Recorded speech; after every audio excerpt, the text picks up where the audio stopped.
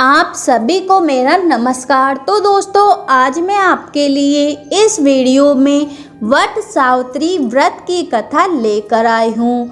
भद्र देश के राजा थे जिनका नाम अश्वपति था।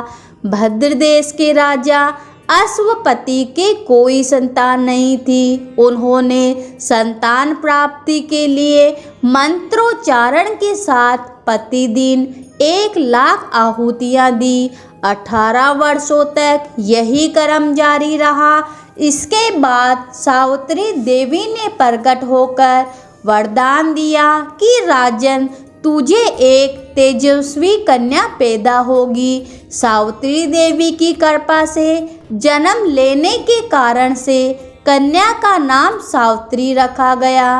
कन्या बड़ी होकर बेहद ही रूपमान हुई। योग्य वर न मिलने की वजह से सावित्री के पिता बहुत दुखी रहते थे। उन्होंने कन्या को स्वयंवर तलाशने को भेजा। सावित्री तपोवन में भटकने लगी। वहाँ साल्व देश के राजा धूम्रसेन रहते थे। क्योंकि उनका राज्य किसी ने छीन लिया था, उनके पुत्र सत्यवान को देखकर सावित्री ने पति के रूप में उनका वरण किया। ऋषि राज नारद को जब यह बात पता चली तो वह राजा अश्वपति के पास पहुँचे और कहा कि हे राजन, ये क्या कर रहे हो? सत्यवान गुणवान है, धर्मात्मा है और बलवान भी है, पर उसकी आयु बहुत छोटी है। वह अल्पायु है। 1 वर्ष के बाद ही उसकी मृत्यु हो जाएगी। ऋषि राज नारद की बात सुनकर राजा अश्वपति घोर चिंता में डूब गए। सावित्री ने उनसे कारण पूछा तो राजा ने कहा, पुत्री, तुमने जिस राजकुमार को अपने वर के रूप में चुना है वह अल्पायु है। तुम्हें किसी और को अपना जीवन साथी बनाना चाहिए। इस पर सावित्री ने कहा कि पिताजी, आर्य कन्याएं अपने पति का एक बार ही वरण करती है।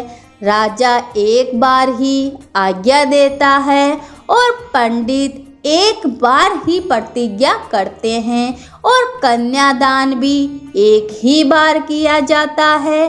सावित्री हठ करने लगी और बोली कि मैं सत्यवान से ही विवाह करूंगी। राजा अश्वपति ने सावित्री का विवाह सत्यवान से कर दिया।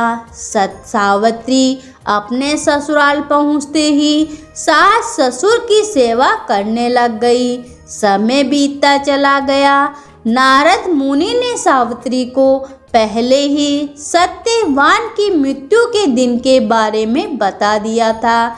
वह दिन जैसे जैसे करीब आने लगा, सावित्री अधीर होने लगी। उन्होंने 3 दिन पहले से ही उपवास शुरू कर दिया।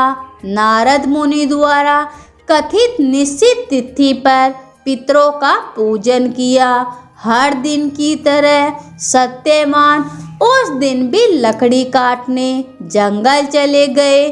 साथ में सावित्री भी गई। जंगल में पहुंचकर सत्यवान लकड़ी काटने के लिए एक पेड़ पर चढ़ गए। तभी उसके सिर में तेज दर्द होने लगा।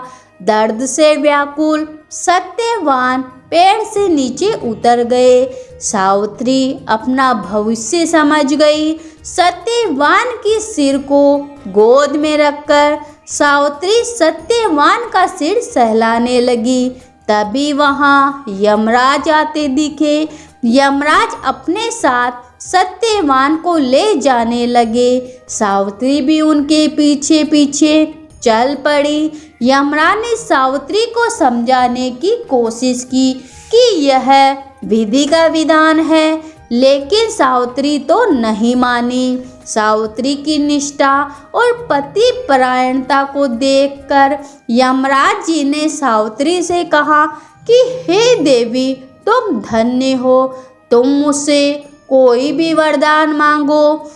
तब सावित्री ने कहा कि मेरे सास ससुर वनवासी और अंधे हैं, उन्हें आप दिव्य ज्योति प्रदान करें। यमराज जी ने कहा ऐसा ही होगा, जाओ अब लौट जाओ। लेकिन सावित्री अपने पति सत्यवान के पीछे पीछे चलती रही। यमराज जी ने कहा कि देवी तुम वापस जाओ। सावित्री ने कहा कि भगवान मुझे अपने पति देव के पीछे पीछे चलने में कोई परेशानी नहीं है। पति के पीछे चलना मेरा कर्तव्य है। यह सुनकर उन्होंने फिर से उसे और वरदान मांगने को कहा। सावित्री बोली कि हमारे ससुर जी का राज्य छीन गया है, उसे पुनः वापस दिला दीजिए। यमराज जी ने सावित्री को यह वरदान भी दे दिया और कहा कि अब तुम लौट जाओ। लेकिन सावित्री पीछे पीछे चलती रही। यमराज जी ने सावित्री को तीसरा वरदान मांगने को कहा। इस पर सावित्री ने संतान और सौभाग्य का वरदान मांगा। यमराज जी ने इसका वरदान भी सावित्री को दे दिया। सावित्री ने यमराज जी से कहा कि हे प्रभु, मैं एक पतिव्रता पत्नी हूँ और आपने मुझे पुत्रवती होने का आशीर्वाद दिया है। यह सुनकर यमराज जी को सत्यवान के प्राण छोड़ने पड़े। यमराज जी अंतर्धान हो गए और सावित्री उसी वट वृक्ष के पास आ गई जहाँ उसके पति का मृत शरीर पड़ा था। सत्यवान जीवित हो गया और दोनों खुशी खुशी अपने राज्य की ओर चल पड़े। माता पिता को दिव्य ज्योति प्राप्त हो गई। इस प्रकार सावित्री सत्यवान चिरकाल तक राज्य सुख भोगते रहे। तो प्रेम से बोलिए सत्यवान सावित्री माता और यमराज जी महाराज की जय हो।